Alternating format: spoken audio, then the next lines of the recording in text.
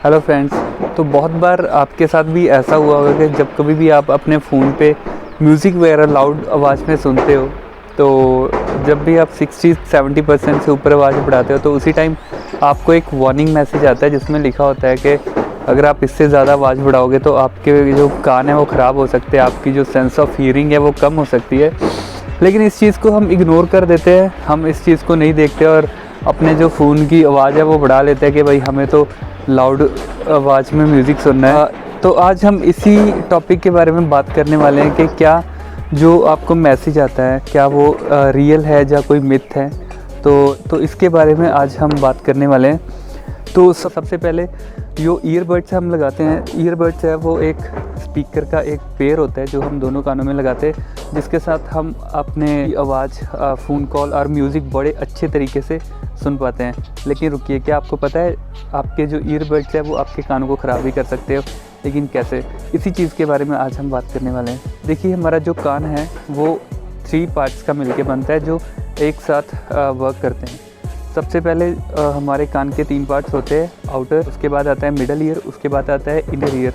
तो जो हमारा इनर ईयर है उसमें एक फ्लूइड फिल्ड चैम्बर होता है जिसको हम कॉकलिया के नाम से भी जानते हैं। चैम्बर होता है, इसमें छोटे छोटे टाइनी हेयर सेल्स होते हैं। वो जो हेयर सेल है वो क्या करते हैं, जो भी अपने साउंड की वाइब्रेशंस आती है उसको इलेक्ट्रिकल इम्पल्सेस में चेंज करके फर्दर ब्रेन में भेजते हैं। जब हम लंबे टाइम के लिए हाई वॉल्यूम पे म्यूज़िक सुनते हैं तो क्या होता है कि वो जो साउंड की फ्रीक्वेंसी है बहुत ज़्यादा बढ़ जाती है। साउंड की फ्रीक्वेंसी बढ़ने के साथ उसमें जो छोटे छोटे हेयर सेल होते हैं वो बहुत ही तेज़ी से मूव करने लग जाते हैं। तो अगर हम इसी तरह लंबे टाइम तक ऐसे ही लाउड म्यूज़िक सुनते रहते हैं तो आपके जो वो छोटे छोटे हेयर सेल है वो डैमेज होने शुरू हो जाते हैं। तो जब ये डैमेज हो जाते हैं, इसकी रीग्रोथ कभी नहीं होती है। अगर एक बार आपकी सेंस ऑफ हियरिंग चली गई, आपकी सुनने की शक्ति कम हो जाती है, तो वो दूसरी बार दोबारा से रीग्रोथ नहीं हो पाते, क्योंकि वो जो छोटे छोटे सेल्स हैं जो सुनने में हेल्प करते हैं वो जब एक बार ख़राब हो गए तो वो दोबारा से रिपेयर या रीग्रोथ नहीं हो सकते। तो ये तो था ईयर का स्ट्रक्चर जो मैंने आपको बता दिया। इस पर जो हम आवाज़, जो हमारे कान है वो नॉर्मल जो आवाज़ को सुन सकते हैं वो होता है 70 dBs तक, 70 डेसिबल तक हम जो साउंड है उसको क्लियरली सुन पाते हैं, आराम से सुन सकते हैं। तो जब आप 70 से ऊपर आवाज़ बढ़ाते हो, 85 या 90 तक जाते हो, तो वो आपके लिए हार्म हो जाती है। अभी जो मोबाइल होता है, मोबाइल का जो 60 पे जाके या 70% पे जाके आपको एक मैसेज आता है, वहाँ तक आप अगर सुनते हो तो आप सेफली सुन सकते हो। अगर आप फ़ोन की 100% तक वॉल्यूम बढ़ाते हो, अप्रॉक्स ये 110 dBs तक चली जाती है, मतलब 110 डेसिबल तक चली जाती है, जो कि हमारे लिए बहुत ही ज़्यादा हार्मफुल होती है। 1 घंटे तक आप लाउड म्यूज़िक सुनते हो 100% पे, तो बहुत ही ज़्यादा आपके कानों को जो है डैमेज पहुँच। और एक दूसरी चीज़ और है, जब हम ईयरबड्स को अपने कानों में लगा देते हैं तो ये जो ईयरबड्स है, आजकल जो ईयरबड्स आ रहे हैं वो बहुत ही एयर टाइट होते हैं। तो उसमें से क्या होता है कि थोड़ी सी भी एयर जो हमारे कानों में नहीं पास नहीं होती, उसके साथ क्या होता है कि जो हमारी ईयर कनाल होती है उसमें एक नमी का माहौल बन जाता है। तो जो नमी का माहौल है वो बैक्टीरिया और फंगाई की ग्रोथ के लिए सबसे इम्पॉर्टेंट रोल प्ले करता है। तो इसके साथ आपको इन्फेक्शन, ईयर इन्फेक्शन के चांसेस है वो बहुत ज़्यादा बढ़ जाते हैं। तो अब ये तो बात हो गई ईयर के बारे में और कैसे हम नुकसान पहुँचाते हैं उसके बारे में। अभी मैं ऐसे तो आपको नहीं बोलूँगा कि आप जो अपने हेडफोन है बिल्कुल ही लगाना बंद कर दो, तो आप हेडफोन लगाओ।